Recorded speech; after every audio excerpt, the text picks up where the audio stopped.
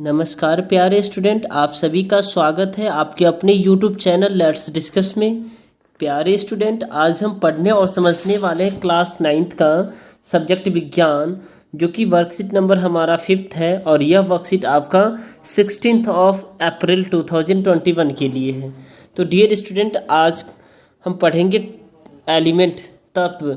तो चलिए हम इसे प्रॉपर वे में पढ़ते हैं और एक एक करके समझेंगे और इसमें जो क्वेश्चंस पूछे हुए उसके सॉल्यूशंस को भी देखेंगे। राइट, तो चलिए स्टार्ट करते हैं। दीदी, अभी तक जो पदार्थ हमने देखा जैसे विलयन, कोलाइड और निलंबन, यह सभी तो अशुद्ध है। तो क्या कोई पदार्थ शुद्ध भी है भी, और अगर है तो कैसे है? अब यहाँ पे ज्ञान दीदी से प्रश्न कर रहा है, जो अभी तक जो हमने देखा है विलयन है, कोलाइड है, ठीक है, और निलंबन है, ये सारे अशुद्ध पदार्थ थे। ठीक है, तो क्या कोई शुद्ध पदार्थ भी है, और अगर है भी तो कैसे है? तो अब ज्ञान को फिर जिज्ञासा दीदी बता रही है, हमारे आसपास बहुत से ऐसे पदार्थ हैं जिनका उपयोग हम शुद्ध रूप से में ही करते हैं।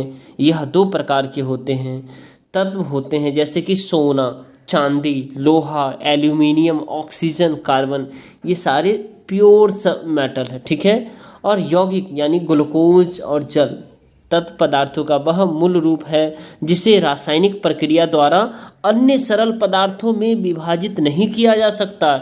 यानी कि रासायनिक प्रक्रिया के द्वारा दूसरे पदार्थों में इसको विभाजित नहीं किया जा सकता। सामान्यतः इन्हें धातु, अधातु और उपधातु में वर्गीकृत किया जाता है। तो आप सभी ने सुना है धातु, अधातु और उपधातु। ठीक है, इन सभी के गुणधर्मों के आधार पर यह हमारे लिए अत्यंत उपयोगी है। तो हमें आंसर मिल गया, जो पदार्थ शुद्ध है वो है धातु है, अधातु है और उपधातु है। ठीक है डियर स्टूडेंट, आई होप आपको समझ में आ रहा है। अब चलिए देखिए, धातु यह चमकीली तथा ठोस होती है। धातु कैसी होती है? फर्स्ट पॉइंट है, आपको याद रखना, यह चमकीली तथा ठोस होती है और यह ताप तथा विद्युत की सुचालक होती है। ताप और विद्युत की क्या होती है? सुचालक होती है। और यह तन्य होता है, इन्हें तार के रूप में खींचा जा सकता है। तन्य का अर्थ होता है डियर स्टूडेंट, तार के रूप में खींचा जा सकता है, तार बनाया जा सकता है, पतली तार में भी कन्वर्ट किया जा सकता है, जैसे सोना, ठीक है, तांबा, एल्यूमिनियम। ठीक है, हम लोग अपने घर में कॉपर का वायर यूज करते हैं, वो भी तन्य होता है। ठीक है, अब यह आघातवर्धे क्या होता है? आघातवर्धे क्या होता है? इन्हें पीट कर महीन चादरों में ढाला जा सकता है, जैसे लोहा, चांदी और तांबा। ठीक है, तो इसको जिसको पीट कर महीन चादरों में बनाया जा सकता है, जैसे फावड़ा वगैरह बनाया जाता है, तो लोहा को पीट कर बनाया जाता है। ठीक है, अब उसके बाद नेक्स्ट पॉइंट है डियर स्टूडेंट, यह प्रतिध्वनियाँ होती है, यानी कि ये इन पर आघात करने पर प्रतिध्वनि उत्पन्न होती है, यानी आवाज़ जनरेट होती है, साउंड जनरेट होती है। जब इस पे हम हैमर से, जब इस पत्थर पे जो है ना, लोहे पे अगर मारते हैं, जब उसको पतले चादरों में कन्वर्ट कर रहे होते हैं, तो आवाज़ उत्पन्न होती है, प्रतिध्वनि उत्पन्न होती है। ठीक है, अब चलिए धातु तो हो गया। अब देखिए, ये तत्व जो है ना 3 पार्ट में है, धातु, अधातु और उपधातु। अब हम जो है ना अधातु को पढ़ेंगे पहले। ठीक है, यह चमकीली नहीं होती है। अधातु क्या होती है? चमकीली नहीं होती है, पहला पॉइंट हो गया। यह ताप तथा विद्युत की कुचालक होती है, यानी ताप और विद्युत का कुचालक होता है, इसमें करंट फॉलो नहीं होता है।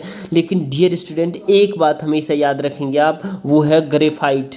ठीक है, ग्रेफाइट अधातु है, लेकिन फिर भी वो धातु का उसमें करंट फॉलो होता है। तो अधातु एक अपवाद है, जो अधातु होते भी वो विद्युत के सुचालक है। ठीक है, और यह तन्य अथवा आघातवर्धे नहीं होता है, तन्य और आघातवर्धे नहीं होता। इन्हें तार के रूप में खींचा या पीटकर महीन चादरों में ढाला नहीं जा सकता है।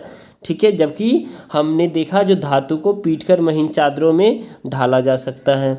फोर्थ पॉइंट है, यह प्रतिध्वनियाँ नहीं होती है। यह प्रतिध्वनियाँ नहीं होती, यानी अधातु प्रतिध्वनि नहीं होती, जबकि धातु प्रतिध्वनि होती है। ठीक है, अब ये सामान्यतः अधातु द्रव अथवा गैसीय अवस्था में पाई जाती है, यानी अधातु अक्सर जो है ना द्रव और गैसीय अवस्था में पाई जाती है, जैसे हाइड्रोजन, कार्बन, आयोडीन, ब्रोमीन और क्लोरीन। आपको ये याद रखना, ये जो ब्रोमीन आप देख रहे हैं डियर स्टूडेंट, ये आपके कमरे के तापमान पर द्रव अवस्था में रहता है, ठीक है, तापमान पर द्रव अवस्था में रहता है ये आपका, ठीक है, द्रव अवस्था में। ब्रोमीन, ब्रोमीन आपको याद रखना है डियर स्टूडेंट, इसको ये क्वेश्चन आपके 1 मार्क्स में 100% पूछेंगे आपसे, ठीक है, पूछेंगे। जो उस अधातु का नाम बताइए जो कमरे के तापमान पर द्रव अवस्था में रहता है, तो आपको ब्रोमीन हो जाएगा।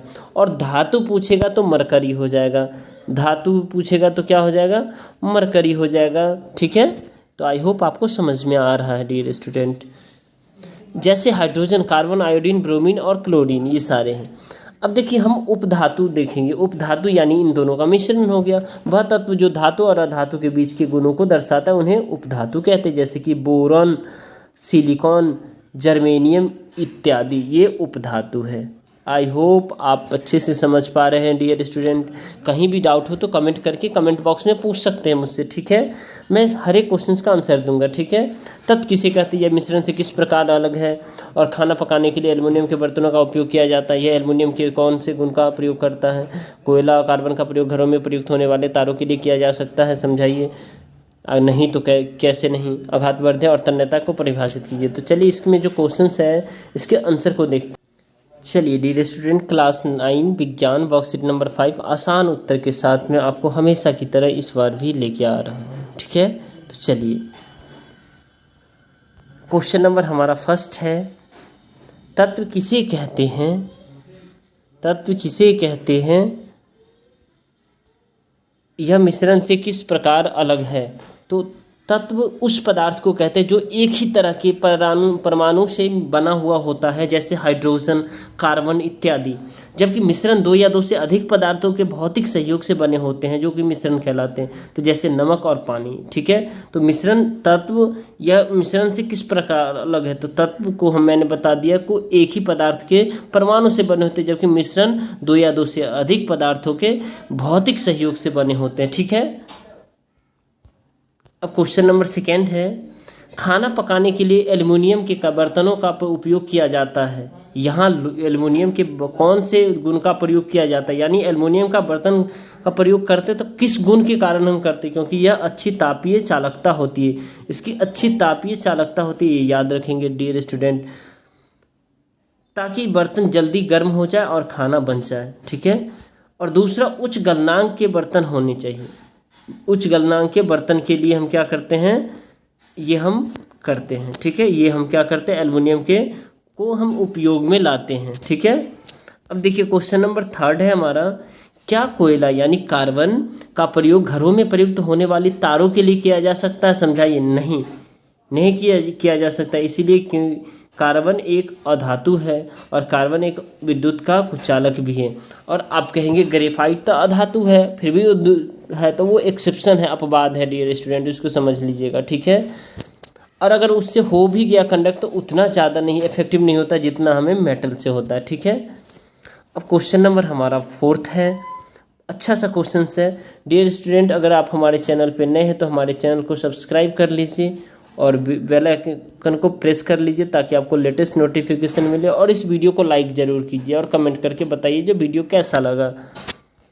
आघातवर्धकता और तन्यता को परिभाषित कीजिए। बहुत ही आसान है। आघातवर्धकता आप यहाँ से भी परिभाषित कर सकते हैं, देखिए यहाँ है, आप यहाँ से भी आघातवर्धकता को परिभाषित कर सकते हैं, इसमें जो क्वेश्चन में अभी मैंने बताया था, ठीक है। तो आघातवर्धकता वह प्रक्रिया होती है जिसके अंतर्गत तार को शीट में या चादरों में बदला जा सकता है। तन्यता जिसमें धातु को पतले तारों में बदला जा सकता है। तो ये आपका रहा आज का वर्कशीट। ओके डियर स्टूडेंट, आप कमेंट करके बताइए ज़रूर जो आपको वर्कशीट कैसा लगा। चलिए, thank you, bye bye, take care.